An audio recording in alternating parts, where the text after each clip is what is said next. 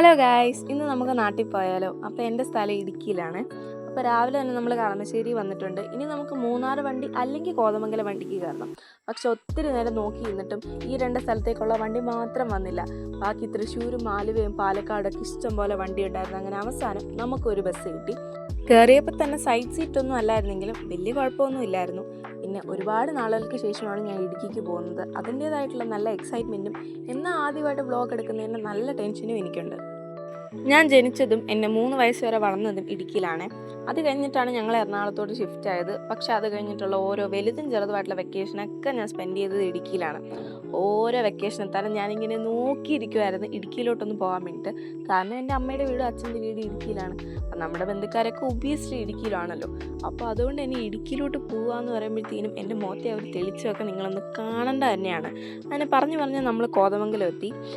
അവിടെ നിന്ന് നമ്മൾ നേരിട്ടുള്ള നെടുങ്കണ്ടം ബസ് കിട്ടാത്തതുകൊണ്ട് അടിമാലി വണ്ടിക്കാണ് കയറിയത്.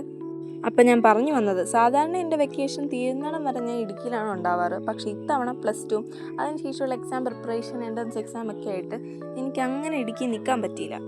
പക്ഷേ ഇത്തവണ നമ്മൾ വന്നതിനൊരു സ്പെഷ്യൽ കാരണം കൂടെയുണ്ട്. അതെന്താണെന്ന് വെച്ചാൽ എൻ്റെ അനിയത്തിയുടെ അരങ്ങേറ്റമാണ്. 9ാം ക്ലാസ്സിൽ പഠിക്കുമ്പോഴാണ് ഞാൻ ആദ്യമായിട്ട് ഇടുക്കിക്ക് ഒറ്റയ്ക്ക് വരുന്നത്. പക്ഷേ അതിനുശേഷം ഞാൻ വീട്ടുകാരുടെ കൂടെ വന്നിട്ടേ ഇല്ല. കാരണം ഒറ്റയ്ക്ക് വരുന്നത് എനിക്ക് അത്രമാത്രം ഇഷ്ടമാണ്. ഈ വ്ളോഗിൽ തന്നെ ഒരുപാട് തവണ ഇടുക്കി എന്ന് പറയുമ്പോഴത്തേനും നിങ്ങൾക്ക് എല്ലാവർക്കും എന്നോട് ചെറുതായിട്ടെങ്കിലും ഒരു ദേഷ്യം തോന്നുന്നുണ്ടായിരിക്കും. പക്ഷേ ഞാൻ ചെറുപ്പം തൊട്ട് ആരോട് വർത്താനം പറഞ്ഞാലും അവരോടൊക്കെ ഇടുക്കിനെ കുറിച്ചൊരു 4 വാക്ക് പറയാതെ ഞാൻ പോരാറില്ല. അതുകൊണ്ട് തന്നെ ക്ലാസ്സിലൊക്കെ ഇടുക്കി എന്നുള്ളൊരു വാക്ക് വേണ്ടിക്കഴിഞ്ഞാൽ എൻ്റെ കൂട്ടുകാരെല്ലാവരും എൻ്റെ മുഖത്തോട്ട് നോക്കുമായിരുന്നു. അപ്പം നമ്മൾ നേര്യമംഗലം പാലം എത്തിയിട്ടുണ്ട്. ഇവിടെ നിന്ന് അങ്ങോട്ടുള്ള വ്യൂ എൻ്റെ ദൈവമേ ഒരു രക്ഷയില്ല. ഇത് കഴിഞ്ഞിട്ടുള്ള നേര്യമംഗലം കാടും ഒക്കെ നല്ല രസമാണ് കാണാൻ വേണ്ടിയിട്ട്.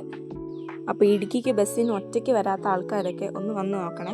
കാരണം അത്രയ്ക്ക് അടിപൊളിയാണ്. വന്നു കഴിഞ്ഞാൽ നിങ്ങൾക്ക് ഒരിക്കലും നഷ്ടമാകത്തില്ല. അത്ര അടിപൊളിയാണ്. പിന്നെ പോകുന്ന വഴിക്ക് ചീയപ്പാറ വെള്ളച്ചാട്ടമൊക്കെ കണ്ടു. അവിടെ ഇപ്പം നല്ല വെള്ളമുണ്ട്. ഒരുപാട് ടൂറിസ്റ്റ് ആൾക്കാരൊക്കെ വന്ന് നിൽക്കുന്നതും കണ്ടായിരുന്നു. അങ്ങനെ നമ്മൾ അടിമാലിയിലെത്തിയേ.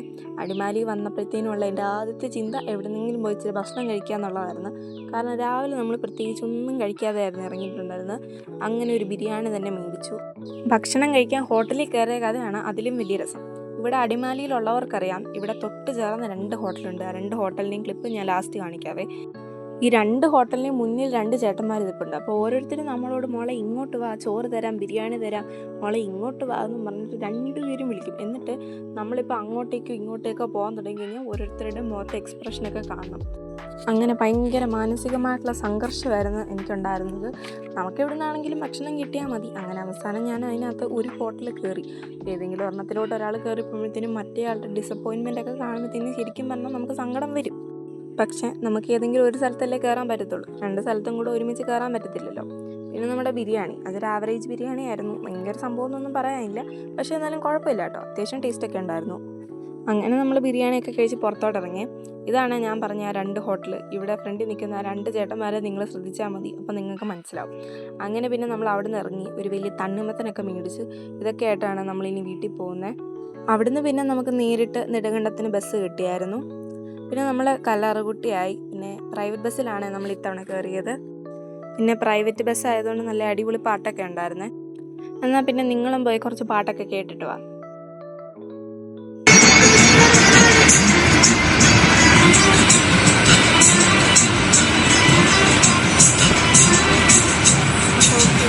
പാട്ടൊക്കെ കഴിഞ്ഞു.